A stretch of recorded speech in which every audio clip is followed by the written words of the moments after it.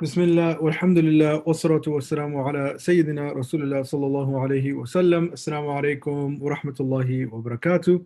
Welcome to our second fiqh intensive in the summer. Inshallah, this week we will be focusing in on Salah, prayer, and ideally we will probably do Monday to Thursday, and then Friday we will do a quiz, unless we are able to finish our substance, Monday to Thursday, most of it, and have time for a quiz on Thursday. In that case, we will do it that way. But if not, Monday to Thursday, we will do content, and then Friday, we will have a short quiz. Now, the quiz is optional. It is self-graded just to see, or it's more so of a mental exercise to see how you are able to apply the rules and regulations that we learn over these next 4 days in those very brief 10 true or false questions. Now, last week we did our fiqh intensive for tahara, purification. And when we started that fiqh intensive, we kind of did an introduction into what Islamic law is. We won't repeat that introduction. We also did a brief overview of the categories of actions. I will very lightly touch on these categories, and then I'd recommend for those that did not attend the very first class to watch the recording. And you probably only need to watch 20 minutes to get that beginning part of it. The categories of actions that we did was every single action is put into one of these categories by the scholars of fiqh, by the scholars of Islamic law. The first category is fard, right? This is an action that is required of you. If you do this action, you are rewarded. If you don't do this action, you are sinful. The second category, which is connected and related to the first, and according to some scholars, it is the same exact thing as the first, so only some people divide this, is the category of wajib. And for our purposes, we're learning it as a divided category. Now, wajib has the same exact ruling, that if you do something that is wajib, you are rewarded and you have to do it. If you don't do something that is wajib, you are sinful. However, certain times there are differences between something that is fard and something that is wajib, as we will see in these next few days in terms of outcome. So what happens if you leave something fard by accident versus if you leave something wajib by accident? So we will use both of these categories. The third category is mandub or sunnah. There are different names for this category, but generally this category of sunnah. The actions that fall under this category, if you do them, you are rewarded. If you don't do them, you are not sinful, generally. If you constantly leave them and never do something that is sunnah, then a person can be sinful for neglecting the sunnah completely. The next category is mubah, and this is just a neutral category. This just means permissible. Anything else that is not in one of the other categories automatically falls in mubah. And mubah just means permissible. So, drinking coffee or whatever it may be, it's just in this category of permissibility.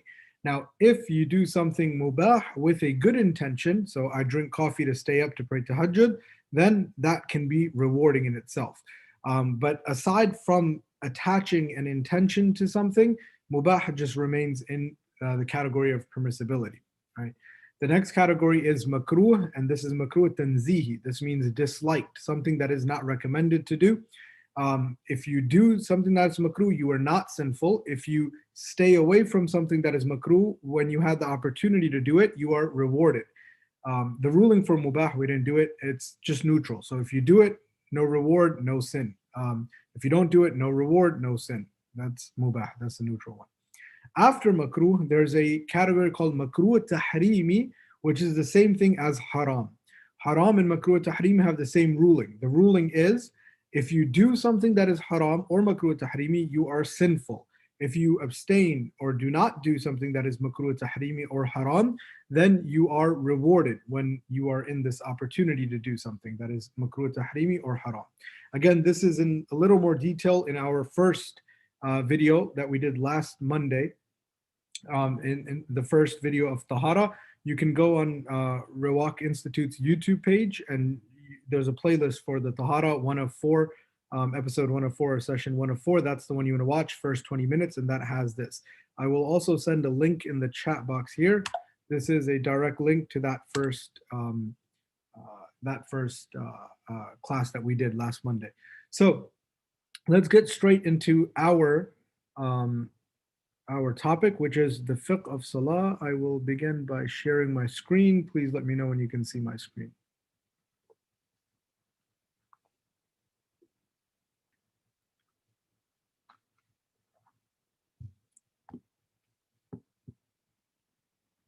Can you guys see my screen?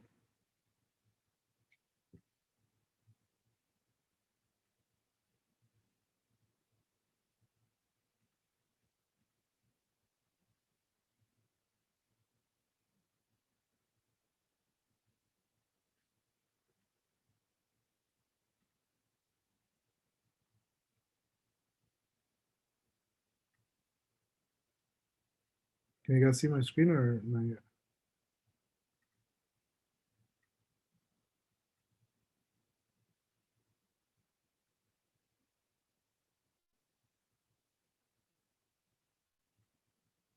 Okay, thank you. Jazakallah khair. So here we are, as you can see, it says chapter 3, chapter of Salah. Let me actually change the spelling for Salah to 1A. Okay. What I will do is, just like last time, as we go through this, if there's any corrections that needs to be made in terms of spelling, I will fix it. And then on Thursday, ideally, or possibly Wednesday, depending on how it goes the next 2 days, I will send this entire PDF on our WhatsApp group, the Masjid WhatsApp group, and then you guys can use it to review for the quiz. So the first, chapter 1 was introduction, chapter 2 was tahara, chapter 3 we are on is salah. So fiqh of salah, that's our focus this week. Number 1, let's begin with the definitions. So salah in the Arabic language, salah, it means dua. So it has the same meaning as dua or supplication. That is with just like a person makes dua, just like a person makes a prayer to Allah subhanahu wa ta'ala, that is the linguistic definition of salah. Salah, according to the terminology or Islamic terminology, it's a set of specific actions that when it's done together in the correct manner taught by the Prophet ﷺ, it constitutes a prayer to Allah, right? So the linguistic definition just means dua, same thing as dua. So when you say salah, it just means dua linguistically. But usually when we use this term, we use it in its technical definition or technical form, right? The religious terminology that it has been given. And in this way, it means it is a set of actions, right? We are familiar with these set of actions: the standing, the bowing, standing up again, sajda, sitting, right? These sets of actions in a correct way taught by the Prophet ﷺ, that constitutes a prayer, right? And when Allah subhanahu wa ta'ala commands the salah to be fard, he is speaking about this set of actions. He's speaking about the technical term of salah. So a person has to pray. And we understand this from the hadith of the Prophet sallallahu alaihi wasallam, where it's very clear, where he says, "Sallu kama ra'aytumuni usalli," that pray as you see me praying, or as you have seen me praying, instructing the companions and those that come after, including us, to pray in the manner of the Prophet sallallahu alaihi wasallam. Our idea in this short intensive course will be to learn that method of the Prophet ﷺ and break down the different components of prayer. What are those components that if I miss by accident or on purpose, right, it won't affect my prayer? What are those components if I miss by accident, it'll completely break my prayer? What are those components that will require me to repeat my prayer? What will, if I do something, what will break my prayer? So all of those rulings that can come to mind, that's the idea behind this course. Now, as we discussed last week, for the people that were here last week, for those that weren't, this is a beginning level course, but it is an intensive. So there's a lot of information, but at the same time, it's an entry level fiqh course. So it's not extremely detailed. Don't expect every single possibility or incident or detail to be in this course, at the same time prepare for a lot of information being discussed within this short 1 hour frame over the course of 1 week. So that's the definition of salah. Um, let's talk about the adhan and iqama. Prior to the prayer, there is this call of prayer that takes place. Now, in the traditions, we have this beautiful story of how this call to prayer comes about. But that is not our discussion. It is a very fiqh-based discussion that we have. But those interested, it is a very interesting story how it comes about. There was a debate that took place amongst the Muslims, or not debate, but a discussion trying to figure out the best way to create a call to prayer. Some people posited the idea that we should use bells, while others said that we should, beat drums, while others said this should be the way or that should be the way. But eventually, through a dream and the confirmation of the Prophet ﷺ, this method that we use came about. Like I said, the entire story, it's a little longer. There's a lot more details. So if you're interested, look into it. It is a very good background of understanding how the adhan came about. Now, the adhan is an announcement or call to prayer. This is what it's usually translated as, using specific words to alert everybody that the time for prayer has come in. So that's the adhan. The adhan is an announcement. It's a call to prayer. And you use specific words for this call to prayer to alert everyone that the time for prayer has come in. That's the adhan. The second part to it is the iqama. The iqama is an announcement as well, using specific words as well. But this is to alert people that the prayer is about to begin, right? So to help you understand this, let's say the dhuhr prayer time comes in at 12:50. That's when the time for prayer comes in. And let's say we at the masjid pray at 1:15, right? The adhan will be at 12:50 when the time for prayer comes in, or any time after that is fine as well. But it will be to alert people that the time for prayer has come in. But it can't be before. And we don't need to pray right after. So if we did the adhan at 12:50, right, we don't have to pray 12:51 or 12:55. Anytime within the time frame we can pray. The adhan is just to inform everybody that the time for prayer has come in. Now, obviously, in most masjids in the US where we live, the adhan is usually done inside the masjid. But in many Muslim countries, the adhan is done on the loudspeakers outside. So when you're in a Muslim country, you can, at the time for prayer, you'll hear the adhan outside everywhere. All the different masjids in the city, they will give adhan out loud, and that will alert the population that it is time for prayer. The time for prayer has come in. And that's why the purpose of adhan is to alert the person that the time for prayer has come in. The iqama informs us that the prayer itself is about to begin. So as we said, 12:50 was that adhan. Adhan is given, time for prayer has come in.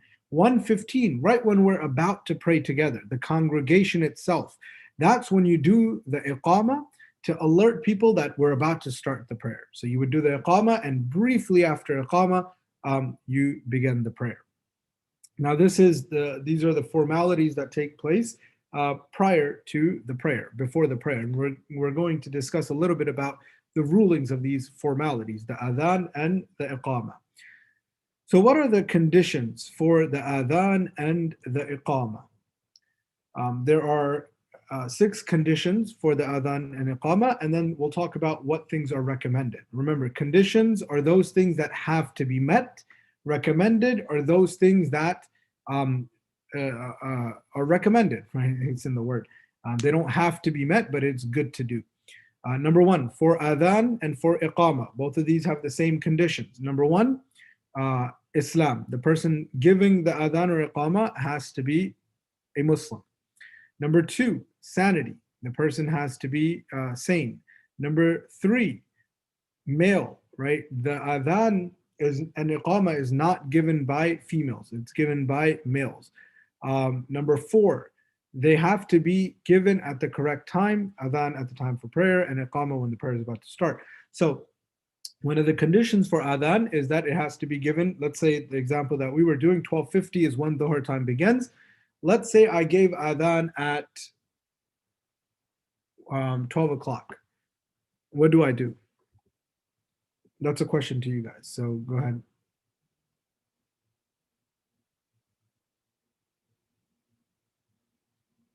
You can type it in chat, or you can unmute yourself and say the answer. That's fine as well.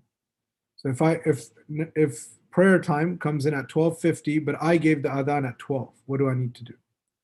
Does it count? Is it okay? What do you guys think?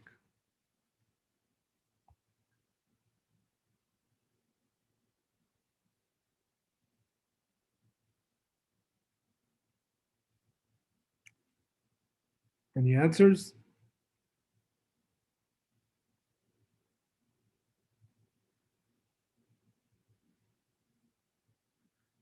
It is incorrect time, so it needs to be clarified to everyone.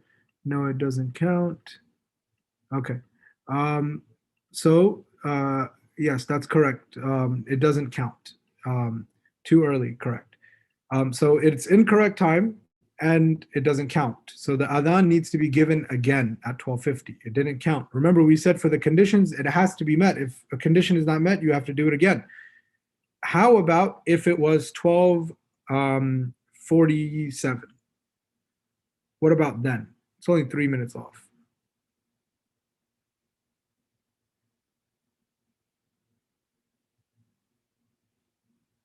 Is it the same thing? Do we got to repeat it again? Or because it's only 3 minutes off, it's okay? What do you think?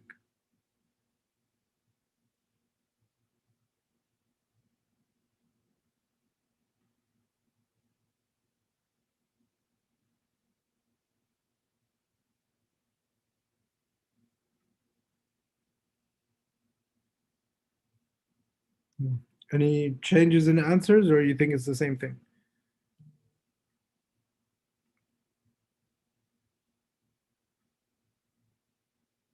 Same situation. Okay. Yeah, so it is the same situation. You have to do it again. The only time it would be excused is if we're not using watches and we are just going based off of the sun. So obviously, if you're basing your prayer times off of the sun, then you have a little more leeway because you're not determining it based on a precise time measurement, but you're using whatever you have to the best of your ability to determine the time. In that case, then you wouldn't even know that if it's time or not. If it's 1 or 2 minutes off, it's very unlikely that you'll know. If you're completely basing it off of the sun, it's very unlikely that you'll know that it's 1, 2 minutes off. So in those cases, you'll be excused. But if you have the time and you do it before time, you won't be excused. You should repeat the adhan then, or you need to repeat the adhan then. All right, they have to be given using specified or the specified words extracted from the sunnah. So this is another condition.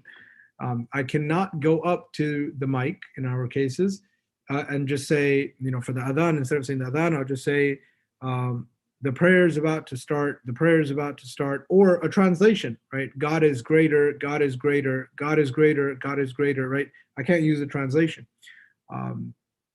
So certain acts of worship, you're allowed to use translation, certain acts you're not. The adhan is one of those things that translation, other words, none of those will be able to be a substitute for the words of the adhan. It has to be the exact word from the sunnah.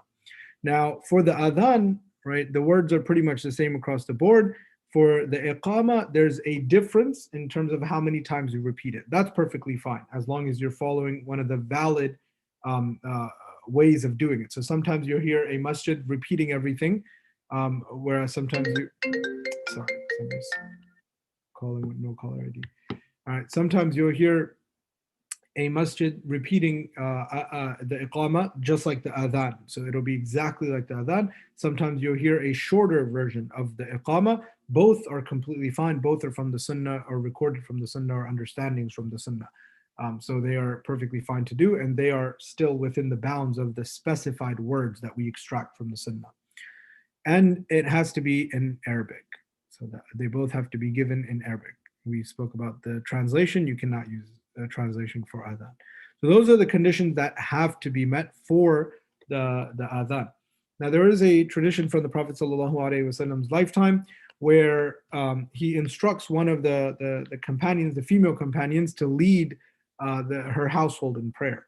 And in this tradition, he sends somebody to give the adhan there, which is one of the traditions that people use to extract this understanding that it has to be a male giving it, because the Prophet instructed her to lead her household in prayer, which was perfectly fine.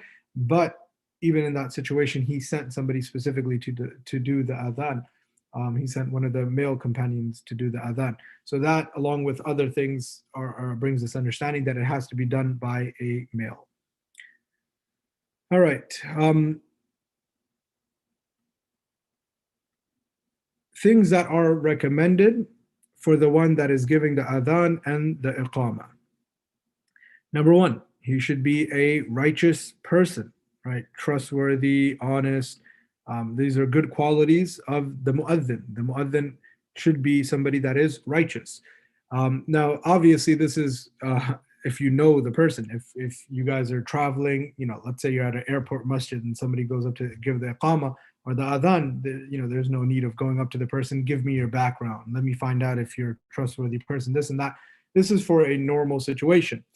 When you're selecting a mu'adhin, when you have a community mu'adhin, when somebody's a volunteer mu'adhin, it's good to select a righteous person, somebody who's trustworthy, honest, not outwardly cheating people or sinning or anything like this. He should be past the age of puberty. Notice how all of these are he, right? It comes from the original condition that it is a male that has to do it. He should be past the age of puberty. So somebody who is below the age of puberty can give adhan, but it's recommended that the person is above the age of puberty. If somebody, let's say a 7-year-old child does adhan, it's perfectly fine. It will be valid, everything will count, but it's recommended that the person be past the age of puberty. Now, there are certain situations where it's perfectly fine. You're not losing out on any reward or anything like this. Where if you have somebody that is younger do the adhan, especially if you are doing it to instill a practice, to teach a tradition, to instill to encourage and instill the ability, right, for the younger generation to be able to give adhan. Those cases are perfectly fine. He should know the time for prayer so that he can give it at the beginning of time. Now, obviously, this condition seems very simplistic now because we have watches and the time, but before, not everybody had the time with them on their phones or on their watches, and then a separate timesheet for prayer. So this would be a required condition that a person should be able to tell that it is time for adhan by looking outside. He should have a loud voice.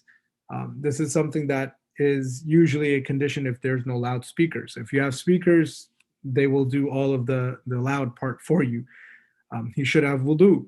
So it's not fard, or it's not a condition to have wudu while doing the adhan or iqama, but ideally a person should have wudu while doing the two, especially iqama, because the prayer should be starting right away. He should give it while standing, or give it standing and facing the qibla. So these are recommended sunnahs to do the adhan. You face the qibla and you are standing. Putting the fingers in the ears and turning his head left and right at the appropriate times. So hayya ala salah, right? And then hayya ala al-falah. You want to turn your head while you're doing it. Now, if the mic is stable, you want to ideally not move too far away from the mic. You want to make sure that your voice is going on the mic itself. So just, every situation will be different. Sometimes you have the attached mics, then you can completely turn. If the mic is stable, like I said, just move your head lightly so your voice is not going away completely from the mic.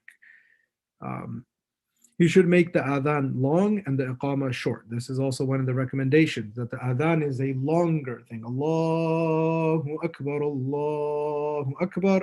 The iqamah is shorter. Allahu Akbar, Allahu Akbar, Allahu Akbar, Allahu Akbar, Ashhadu an la ilaha. So everything is shortened. The adhan, Ashhadu an la ilaha illallah, and even longer if you want. You can YouTube the adhan from Mecca, from Medina. They are very beautiful, very long. There's different adhans from across the globe. You can have adhan from Istanbul as well. They're very beautiful. And just listen in on the words and try to see how it's done. For those that are interested in giving adhan or iqamah, I'd recommend listening to one of the ones that you like and trying to get the vowels correct, trying to get a nice stretch and melody in your voice as well. Okay, so that finishes adhan and iqama. Are there any questions about the adhan and iqama before we move on to the prayer itself?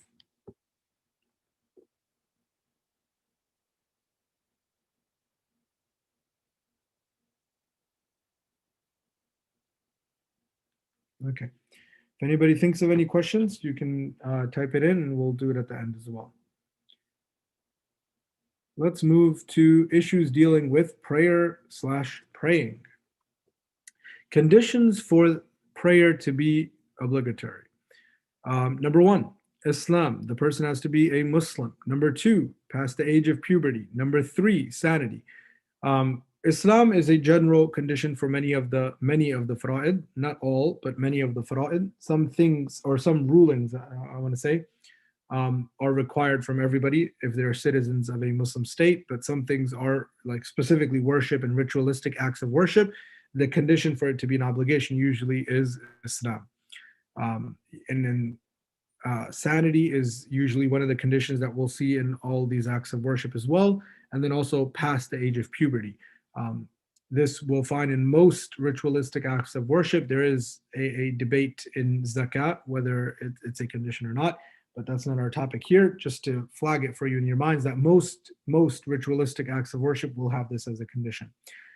So here, this is where I want us to solidify this idea in our mind that if, and I will try to ask you confusing questions later on, if these three conditions are met, prayer is fard. That's the rule. I just want us to know the rule. If these three conditions are met at the same time, prayer is fard. No matter the situation. Let's put it that way. So I will ask you confusing questions down the line, right? And to give you a heads up, no matter what the situation is, the person could have broken legs, the person could be bed rest, the person could be,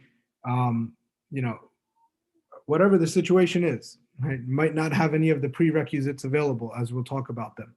Might not be able to perform the arkan. Prayer is fard as long as these three conditions are met. Islam, the person's a Muslim, they are past the age of puberty, and they're sane, right? They have their sanity. They know what they're doing. As long as those three are met, prayer will be fard on that person. All right, let's look at some of the prerequisites of Salah. So those that took the new Muslim class that we did 2 weeks ago, some of these things that we went over were a very basic form of what we will go through this week. It will be a little more detailed, but not to an extreme level. So as I mentioned to you during that week, that if it seems overwhelming, don't feel overwhelmed or the need to memorize every single part of this, especially for the new Muslims. Don't feel the need to know all of these categories and memorize everything. Just listen in, do whatever you can, learn whatever you can, and you can still follow what we did or what we learned in that week. That was a very basic form of prayer. You don't need to start implementing all of the smaller things that we will discuss right away, but start with those that we talked about, the major portions of prayer, the major actions in prayer, and then keep adding it slowly. So don't feel overwhelmed by this discussion. Okay. So let's talk about the prerequisites. These are things that a person needs to have before the prayer itself, right? Before the prayer, these things need to be present. There are 6 prerequisites of prayer.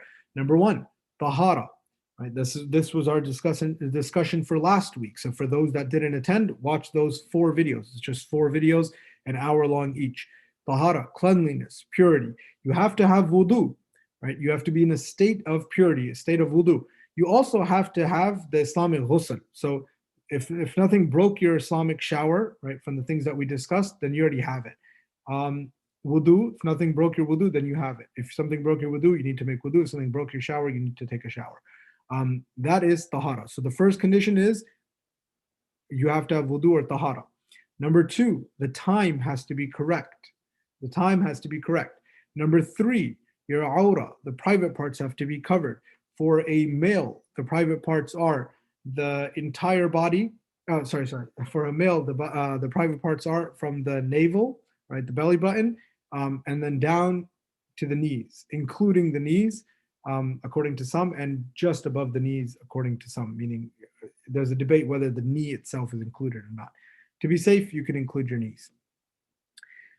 That's number 3, awra, private parts. For women, the awra is the entire body except for the face, your hands, and your feet. Everything else should be covered, especially during prayer. Number 4, place of prayer. Your clothes and your body. There are 3 things. The place of prayer, where you're about to pray, your clothes that you have on, and your body itself has to be free from any impurities, right? So nothing impure should be on it. If you have urine smeared all over your clothes, you cannot pray in that cloth or in that thobe or whatever you are wearing. The place itself has to be clean. Now, as a general rule, you can assume that the place you are praying at is clean. As a general rule, you can assume that wherever you are praying is clean, unless you have reason to believe otherwise. So, to give you an example, I go to my backyard and I want to pray Asr there, right? I can assume that this is clean. Now, I go to my backyard, I want to pray Asr there. I see, dog poop all over my backyard. Now I have reason to believe otherwise, that this place is not clean. So you can assume that the place you were praying is clean, unless there's other, reason to believe otherwise. Same thing with masjid, same thing with your house carpets, same thing with, the floor in your house, anywhere. You can assume it's clean unless you have, reason to believe otherwise, or otherwise, that this place is dirty. And dirty, remember, when we did the tahara, we differentiated. Dirty is not the same thing as impure. So the place has to be free from impurities, not that it has to be clean.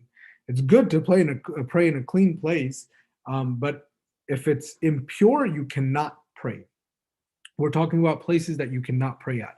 So if I go outside for some reason, take a shovel, grab a bunch of dirt, come inside my house, put it all over my carpet, that's dirty.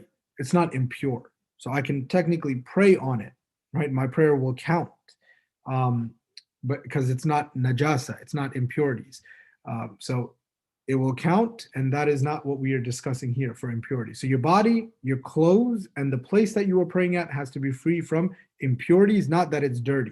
Same thing, I go outside, I roll around in dirt, I'm clean.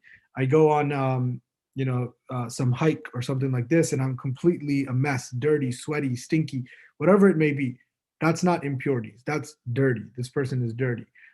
They should take a shower and all of that. But if they prayed in that condition, the prayer is valid because their body, their clothes, and the place that they're praying is free from impurities. Hopefully that is clear. If any part of that is unclear, put it in the chat box and we'll cover it at the end, inshallah. The next thing is facing the qibla, the correct direction of prayer, right? So many of the apps, they show us the correct direction of prayer. You can use that. That's perfectly fine. That's probably the easiest way to figure out which way to pray, unless you are at a masjid and already has that direction for you.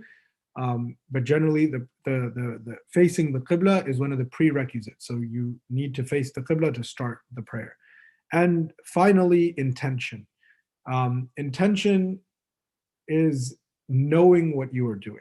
That's all it is. So I know I am praying dhuhr. That's your intention. That's all you need. You need to know what you are doing and you have intention. Now you can verbalize intention, right? It's good to verbalize intention, but it's not a requirement. So if I just walked in the masjid with the intent I'm going to be praying dhuhr, I walk in, I know what I'm doing, Allahu Akbar, and I start praying dhuhr. Perfectly fine. I have my intention. My intention is I'm praying dhuhr. If I verbalize it, I'm praying dhuhr 4 rakahs, Allahu Akbar. Or I'm praying dhuhr qada 4 rakahs, Allahu Akbar. Praying qasr 2 rakahs, dhuhr, Allahu Akbar. Right? You can verbalize your intention in any language, whatever language you are comfortable with, perfectly fine.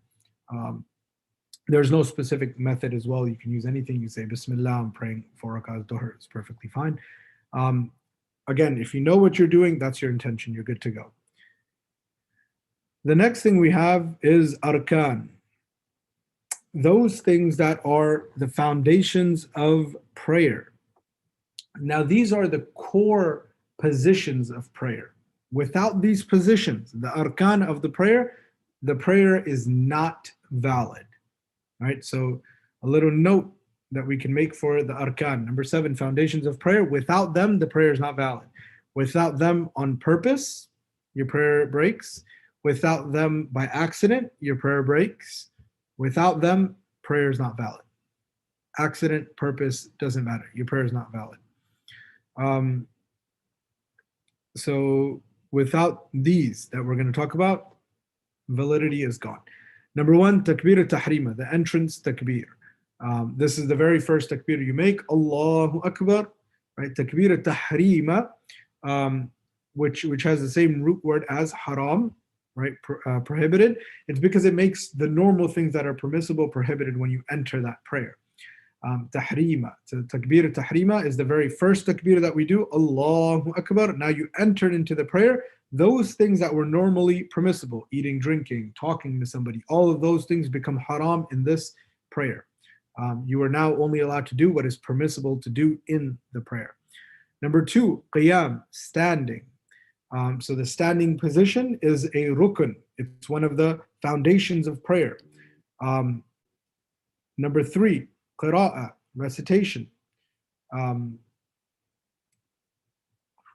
This is reciting Surah Al-Fatiha and a surah after, but if you don't know Surah Al-Fatiha or a surah after, whatever you know available in recitation. Ruku, the bowing position. Number 5, sajda, prostration. That's all the way going down. Number 6, tashahhud al-akhir, the last sitting, not the middle sitting, the last sitting. As we'll see, the middle sitting is here under wajib. Now these, number 7, these arkan, remember we said on purpose, by accident, if you leave them, all right, your prayer is not valid. The only time anything can go missing out of the prerequisites that we just discussed up here, or the arkan, is if you have a valid reason that you cannot do that action. Remember, we said that as long as these 3 things are here, the conditions, prayer is wajib. If you have a valid reason, any of these can drop, right? Any of these can drop with a valid reason. However, if you don't have that valid reason, you leave one of these, all of these right here, the arkan or the prerequisites, you leave them on purpose, right? Your prayer breaks. You have to repeat that prayer. So let me do some questions just to challenge our thinking before we go on to wajib. Let's say a person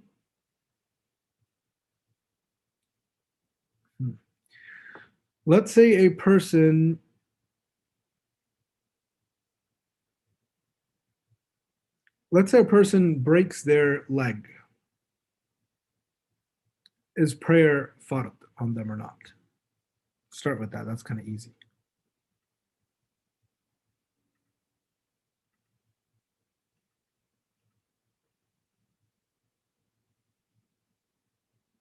Yes, right? That's correct. Do they have to stand up and pray? That's question number 2. No, right? Pretty simple so far. Why don't they have to stand up and pray? I want us to be able to answer this. So even if you're not one of the people typing the answers, answer to yourself as you're watching this. Why don't we have to stand up and pray? You have a valid reason, right? So although standing, the qiyam here is a rukun, is a foundation, right? You have a valid reason. Your leg is broken, right? So you don't have to stand up and pray, but the prayer itself is still an obligation, which means you need to sit down and pray. The prayer is still an obligation. Okay, what about if a person is, oh, by the way, this qira'ah, this recitation, just a note, it's actual recitation. It's not thinking in your head. So when you pray Allahu Akbar and you recite Fatiha, even if it's a quiet prayer, it's not in your head. You have to recite it. Your lips have to move and have to verbalize. It doesn't have to be loud, but they have to verbalize. It's not in your mind. If you've been doing it in your mind, start doing it through your lips, like verbalization of the word itself, of Surah Al-Fatiha and any other recitation. It's not considered reading in your mind. That's why, for example, if let's say I had this book next to where I'm praying, right? And as I'm praying, I get distracted. The imam is leading, or whatever it may be, or even I'm reading, right? You know what I mean? And in my head, I'm reading the title of this book, A Classical Primer on Tajweed. But in my head, I don't verbalize it. It won't break your prayer because it doesn't count as talking, right? Because you just read it in your mind. So in the same way, when you're doing qira'ah, the recitation, you need to verbalize it. You actually have to read it. It's not good enough that if it's just in your mind. All right, so let me ask you another question. What if I pray, okay, what if it is 12 o'clock right now? Dhuhr comes in at 1 o'clock. I thought it was 1 o'clock, so I prayed Dhuhr right now. So it's 12 o'clock right now, 12 p.m. I thought it was 1, and I know Dhuhr comes in at 1, and I prayed right now at 12. At 2 o'clock, I realized, oh wait, I prayed at 12. Is my prayer valid or not?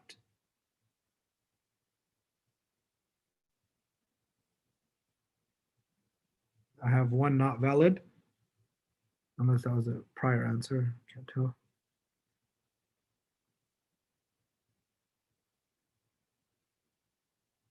What do you guys think? Prayer valid?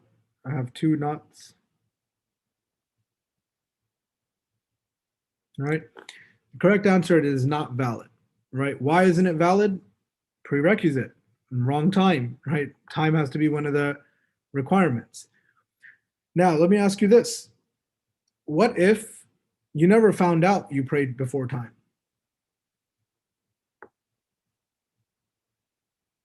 So you prayed at 12, prayer was at 1, you thought it was 1, and you just never found out. Till this day, you don't know.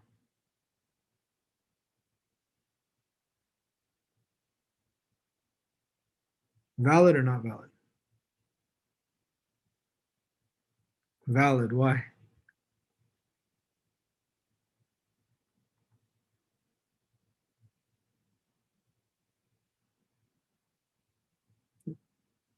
Right? So that's correct. It's valid. The reason being is you don't know, so it's not even a question, right? You thought you prayed on time, you did your best. Allah subhanahu wa ta'ala He's the most forgiving. He'll overlook things like this. Your intention was that you prayed on the correct time. There was nothing to tell you otherwise, and there's nothing that came up. We're doing this as a third party. This person prayed over time, whatever it may be, but that person never found out that they prayed it before time and they intended the correct thing. To them, in their mind, the prerequisites were met, right? So from our perspective, as long as we do our best to meet these things. So let's say, for example, in a prayer, somebody never did sajda and they didn't realize it. For some reason, they never noticed that they didn't do sajda. Their prayer is good. If later they realize it, then they need to fix it. But if it never comes to their attention, then they're good to go. So it's not that we keep going backtracking and like, oh, did I do this? Did I not? Did I do this? Did I not? It's considered valid. Okay, let's do another question. What if,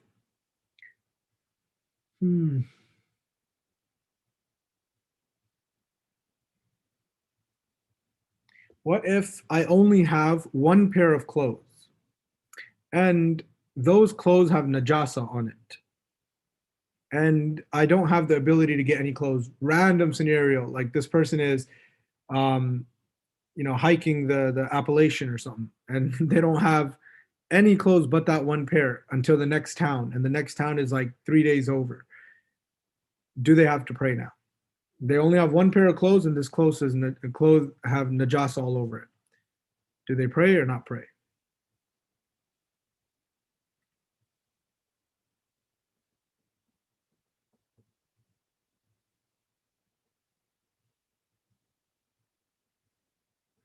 Pray or not pray? Remember, I give you guys one rule right in the beginning.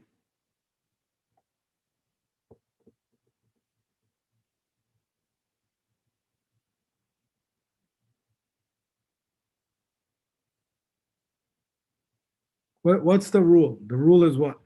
If these three conditions are met, prayer is an obligation, right? So if these three conditions are met, are they Muslim? Yes. Are they past age of puberty? Yes. Sanity? Yes. Right? Everything else we're going to look at in the next question. The first question we ask, are these three met? If they are met, prayer is an obligation. Now, do they have the ability to get any other clothes? No, no, nothing. Can they clean? Yes or no, right? If it's yes, then obviously they would have to clean. No is the answer here. They're not able to do it. They have to pray in the condition that they are in. They'll do their best to clean it, whatever they can. If it's dried, then you can do rubbing, right? Rubbing also cleans dry things. So whatever situation they are in, they will do the best they can. That's what I'm trying to get out. That whatever condition you are missing, you have to attempt your best at fulfilling that condition. If for some reason you cannot fulfill it, you broke your leg, you can't stand, then you do the closest possible. So then you would sit and pray. You wouldn't lay down and pray, you would sit and pray. That's the closest possible to standing up.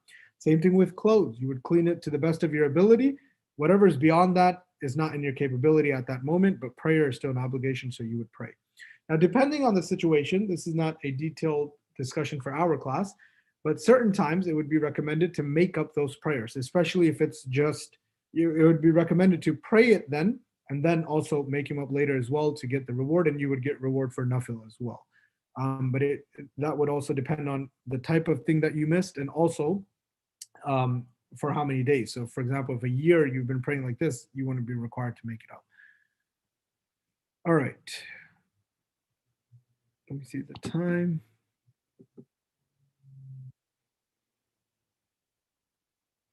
Let's go through the wajibat of prayer. I think we should be able to go through this. There is a question: if you are praying dhuhr and by mistake you make intention for asr, do you have to restart? So if you know you're praying dhuhr, you're good. But if you thought you were praying asr, or you verbalized you're praying asr, and that's the intention that you made, but it was actually dhuhr, then you would need to do that prayer again. You would need to restart it again.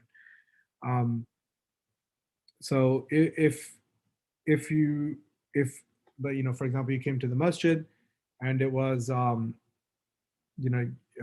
time, and you were supposed to be praying dhuhr, and while you were driving to the masjid, you intended that you were going to pray dhuhr, but when you got there, you intended asr and you prayed asr. You would need to do that prayer again. So it would just depend on the situation, but generally, if you intended a different thing, you would have to start that prayer again.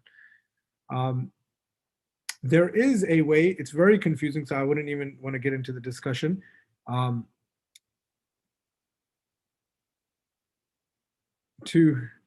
Every 2 units of prayer is considered a complete thing, so technically you can build on top of it, but we won't get into that because that will throw all of you off.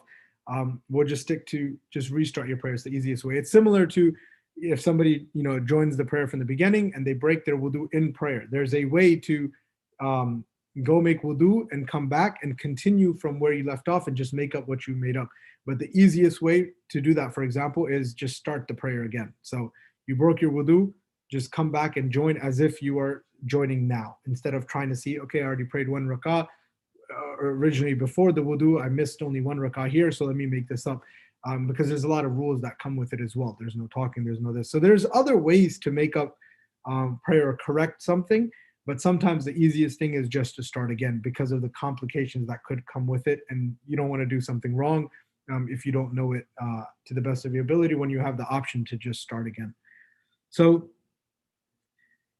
let me see. We got 10 minutes. I think we should be able to do the wajibat.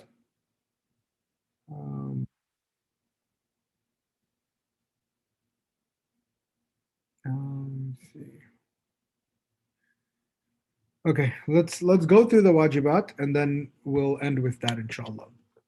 So number 1, reciting Surah Al-Fatiha. Reciting Surah Al-Fatiha is a wajib act. I want us to know this rule for all wajib acts. If you miss a wajib act on purpose, when it's not missing, then if you leave out a wajib act on purpose, your prayer breaks. That's rule number 1. So you can write this in your notes. If you leave a wajib act on purpose, intentfully, your prayer breaks. If you miss a wajib act by accident, you do sajda sahu to make it up. That's the rule for wajib. Remember the rule for arkan: if you leave a rukn, here, this one, if you leave a rukn on purpose, your prayer breaks. If you leave it by accident, your prayer breaks. Right? That was rukn. This category here, wajib, is slightly different. If you leave a wajib on purpose, your prayer breaks. If you leave it by accident, you can make up with it with sajda sahu. That is the difference. So here, Surah Al-Fatiha, and I just want to actually, instead of going through the whole wajib, I just want to talk about Surah Al-Fatiha here, just so we understand.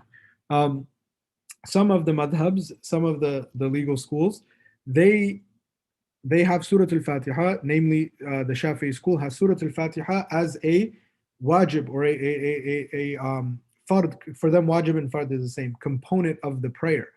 The Hanafi school, which we are basing our classes off of, categorize it as wajib, and the Hanafi wajib is different. Now, although they both categorize it slightly differently, it's mainly a technical difference, number one, and there are slight differences in outcome. So, for example, in the Shafi'i prayer, if somebody leaves Surah Al-Fatiha, their prayer breaks. In the Hanafi school, if you leave Surah Al-Fatiha on purpose, your prayer also breaks. So a lot of times people have this misunderstanding that the Hanafi school, for example, doesn't require Surah Al-Fatiha. That's incorrect. It does require Surah Al-Fatiha. If you leave it on purpose intentfully, your prayer breaks. You can't pray without Fatiha because of the hadith. لا صلاة لمن لا يقرأ فاتحة الكتاب. There is no prayer for the one who does not recite the Fatiha of the Kitab. However, there are certain times, because it's categorized as wajib, in the Hanafi school, there are certain times where a person's prayer won't break for leaving Fatiha, and the prayer will count. Number one, if a person doesn't know Fatiha, right? A person's a new Muslim and all they know is Qul huwallahu ahad, then they just recite Qul huwallahu ahad. Because the Quran ayah says, فَقْرَؤُوا مَا تَيَسَّرَ مِنْ. Recite whatever is easy for you. And that's why in the rukn is all based off of the fards for the Hanafi school that we did. Qira'ah, just recitation in itself, is what is required, the bare minimum, right? The wajib is a selected recitation, Surah Al-Fatiha. Now, if you know Fatiha and you leave it on purpose, your prayer breaks according to all of the traditions. So a lot of these differences, sometimes when people have a misunderstanding, they'll think, oh, this doesn't require this. It's not true. The Hanafi school does require Surah Al-Fatiha. You can't leave it on purpose. It'll break your prayer. Same outcome. However, remember we said there are some minor differences. If you leave it by accident, if you forget to recite Surah Al-Fatiha, in the Hanafi school, you can do sajda sahu at the end. And that is at the end of prayer, the two additional sajdas that you do, which we will discuss in a day or two. But that is how you make up for any of the wajibs if you miss them by accident.